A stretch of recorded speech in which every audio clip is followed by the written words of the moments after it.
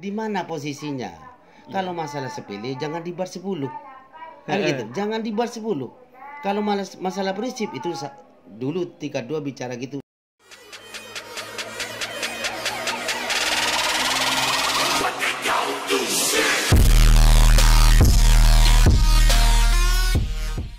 Salam persaudaraan, los bahagia bersama saya di channel TMJ Official.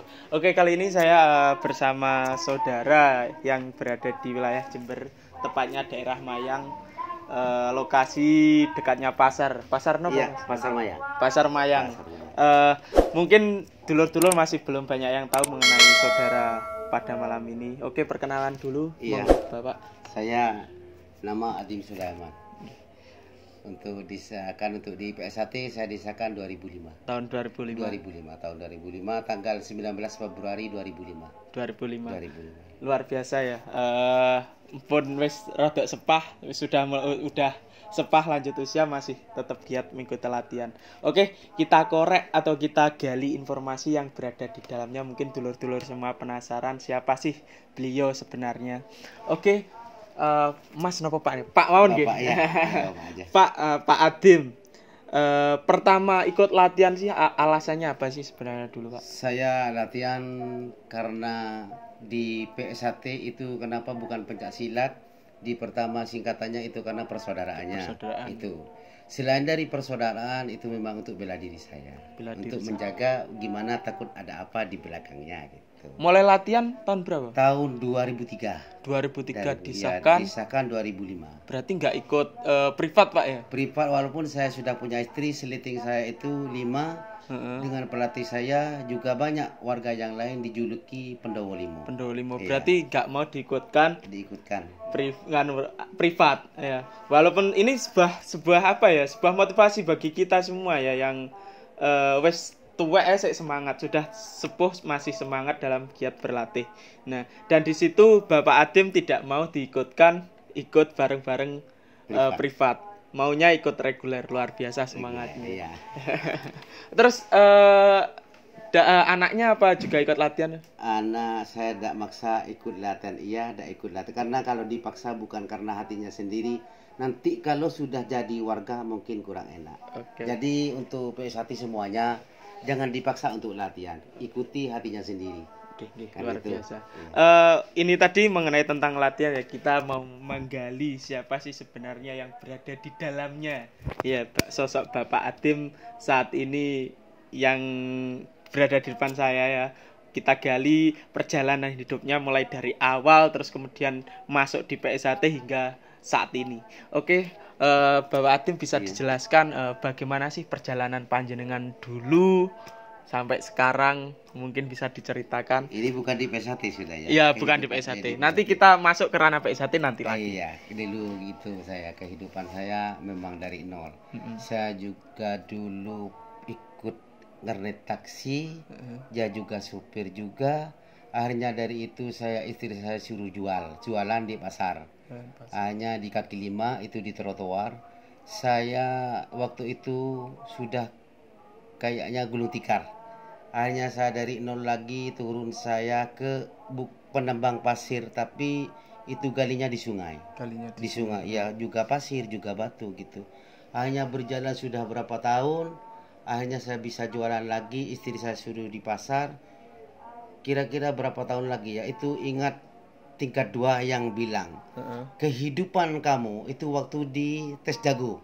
Ya, di tes jago kehidupan kamu kalau pingin enak kehidupannya ditambahi sholatnya, itu yang saya ingat. Itu kalau tidak keliru Mas Heri Panti. Kehidupan kamu kalau pinginnya enak dalam kehidupannya kamu, sempurna kehidupannya kamu sholatnya ditambah itu saya enggak apa-apa yang ditambah. Saya sudah sholat 5 waktu sudah dilakukan. Untuk hari Jumat ke masjid saya sudah dilakukan. Apa yang kurang?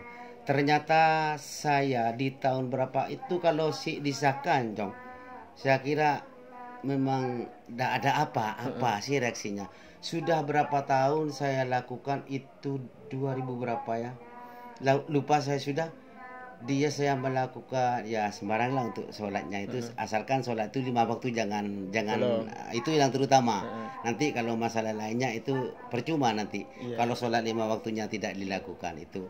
Hanya sholat itu saya ditambah ini itu waktu itu berjalan 3 tahun. Oh iyalah katanya, inilah katanya Mas Ripanti. Ditambahi sholatnya, itulah kehidupan saya dari nol, walaupun punya nilai 1, saya bisa umroh dan daftar haji besarnya sudah saya. Alhamdulillah. Daftar haji besar 2012 kalau tidak keliru. Itu sama istri, tapi karena terlalu lama nunggunya, tapi tidak dicabut dengan saya. Saya melakukan umroh saja. Jadi umroh, untuk haji besar tidak dicabut. Oh ya. Berarti jenengan pernah berada di posisi kelam atau posisi hitam berarti? Iya, posisi hitam. Bisa dijelaskan posisi hitam yang maksudnya itu bagaimana?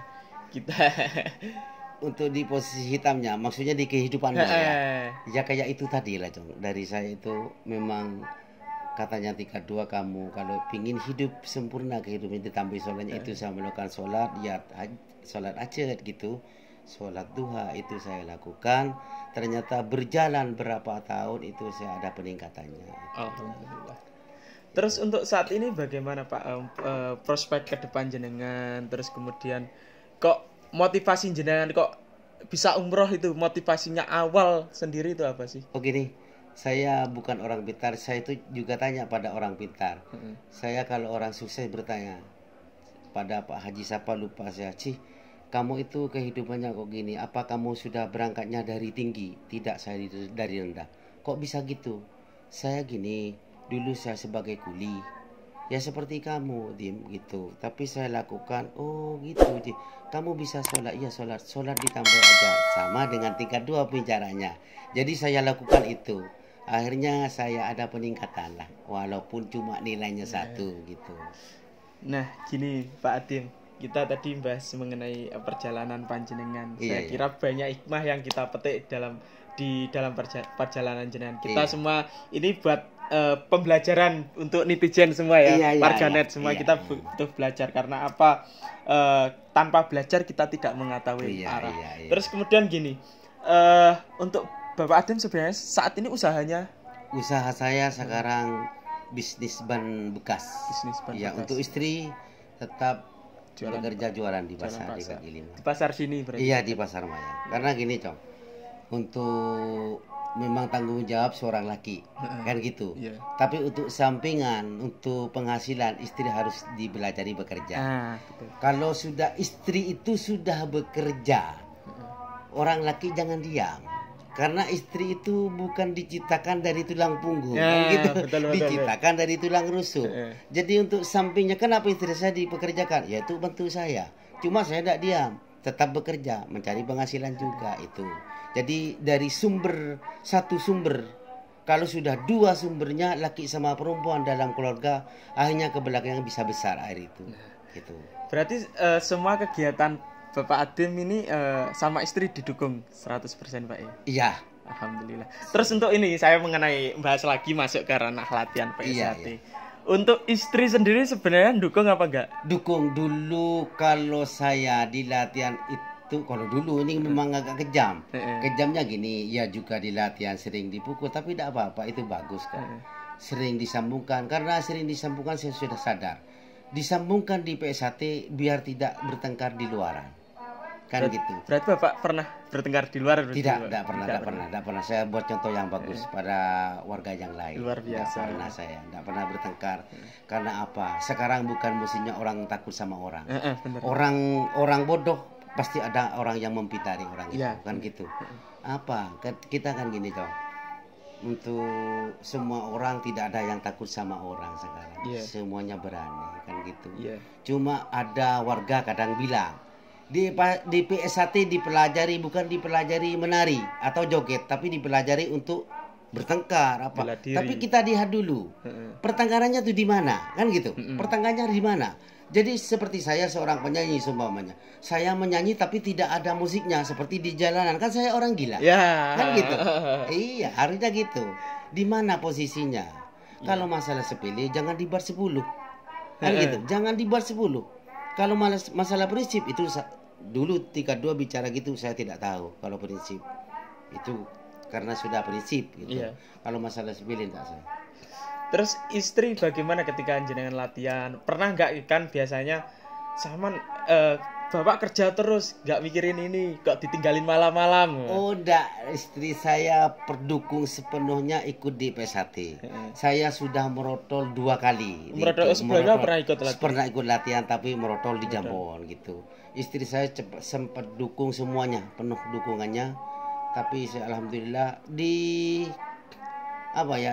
tes putih pun saya kena akhir. Itu di Jember tes putih.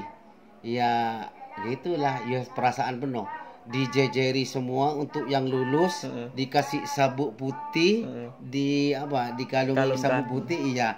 Sedangkan saya seliting saya itu kalau tidak keliru 2 ya untuk mayang. Itu tidak dikasih sabuk putih, tetap hijau. Tapi pelatih saya alhamdulillah masih maunya biar dacak kamu mau dikasih putih asalkan jangan merotol.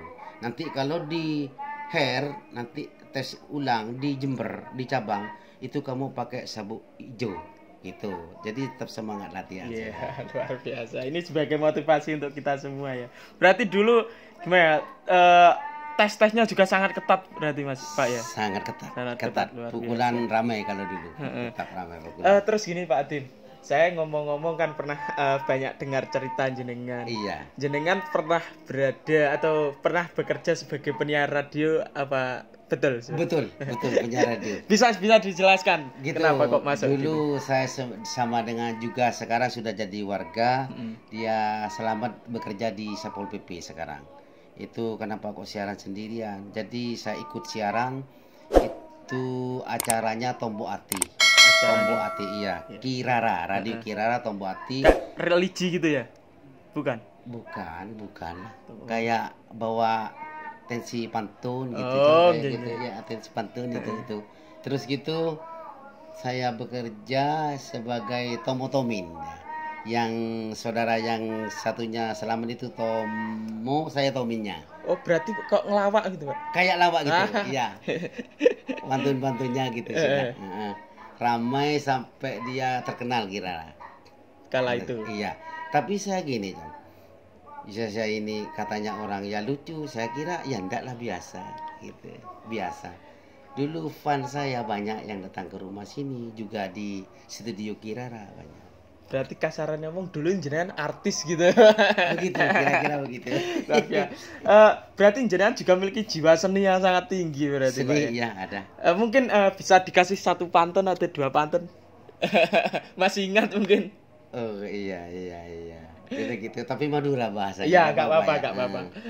Gitu, temar terak soropoter tak kira teti mate, cerak serak ngocak ni ser tak kira teti lagi. Nah, artinya lampu yang lampu yang sudah menyala jangan diputar, tidak bisa jadi matinya. Jadi jangan kamu bilang kamu merasa kasihan sama orang itu tapi tidak mungkin jadi suaminya. Ya, gitu. Jeru. Dalam banget artinya ternyata. Iya. Terus gini Pak Adim, untuk saat ini untuk perkembangan PSHT saat ini apakah Bapak Adim masih maksudnya berkecimpung dengan saudara-saudara, mungkin ada kegiatan kah atau rapat bagaimana? Kalau sekarang karena gini sudah pesat di Mayang, tapi saya rasanya ya gimana ya, daripada dengar celotehan saya begini-begini karena latihannya kurang seperti dulu lagi. Sedangkan siswa ada katanya ada yang berapa bulan sudah disahkan, 1 tahun sudah disahkan katanya. Ya tidak tahulah, kurang paham saya, katanya dengan sebelintingan. Kadang ada yang diselundupkan, itu saya tidak mau. Ternyata saya sekarang sudah diam saja di rumah. Itu. Tapi masih banyak saudara-saudara yang main. Saudara masih tetap banyak. Berarti tetap ada hubungan sama saudara-saudara. Tetap. PSHT gimana? Cuma tidak bisa jadi dikeluarkan dari PSHT sudah tidak bisa. Iya. Makanya gini, untuk bicara masalah PSHT, kita didik mulai siswa menjadi warga. Didiklah sebaik-baiknya. Karena kalau sudah jadi warga itu bagaimana? Sama-sama tingkat 1. Nanti kelakuannya tidak baik. Apa mau dicabut? Yang dicabut apanya? Ya Muri bisa dicabut, cuma kode etik tidak bisa dicabut, kan gitu. Tetap saudara sampai kapan? Tetap saudara. Makanya pensiun pun tidak bisa dipesati. Iya. Kan gitu. Iya. Terus gini Pak, untuk mungkin satu kata dua kata untuk saudara-saudara dan untuk PSHT kedepannya agar lebih baik jenengan bagaimana? Untuk Pesen PSHT, tolonglah jaga nama baik PSHT, berat dong. Jaga nama baik PSHT, satu itu saja sudah. Pak, walaupun siswa banyak minta tanda tangan ke sini, cuma saya bicara jangan ditulis. Nanti kalau ditulis kamu lupa. Diingat kata-kata saya. PSHT tolong dijaga nama baiknya. Itu berat kan? Iya. Sama dengan kamu, dengan saya, tolong jaga nama baiknya kamu. Berat. Artinya banyak itu. Gitu. Segala tingkah laku kita tetap dipantau. Iya. Segala tingkah laku kita. Walaupun kita berbuat baik, kita juga membawa nama PSHT. Walaupun kita berbuat buruk sekalipun kita juga membawa nama. Saya bilang gitu, walaupun kamu minta tanda tangan ke sini. Kamu mulai sekarang, walaupun tidak jadi warga, tapi kamu latihan di PSHT, sudah pakai baju hitam. Dulunya kamu berani sama orang tua dan kamu tidak sopan pada orang lain. Sekarang mulai ikut PSHT, kamu harus tata krama sopan santun itu perlu. Walaupun kamu sudah merotol dari PSHT, pernah ikut PSHT. Jadi sudah membawa nama baik. Apalagi sudah jadi warga. Tolong semua PSHT untuk warga jangan sering bertengkar. Masalah sepilih jangan dibuat 10. Prinsip saya sudah tidak tahu. Kalau menghadapi masalah jangan sampai SMS, hadapi sendiri. Itu jangan bawa orang-orang lain. Buat masalah sendiri, hadapi kamu sendiri, kan gitu. Ya, betul. Iya. Mungkin cukup ya, itu saja penggalian informasi untuk ngobrol-ngobrol bincang kali ini. Cukup itu sudah, nanti kita akan ngobrol di belakang layar mengenai Pak Adim. Ketika saudara-saudaraku ada yang perlu ditanyakan lagi, silahkan komen di bawah. Mungkin besok suatu saat saya ketemu Pak Adim lagi. Boleh kan Pak Adim ya? Boleh. Oke, dulur-dulur semua terima kasih. Saya Iri, assalamualaikum warahmatullahi wabarakatuh. Salam persaudaraan, los bahagia.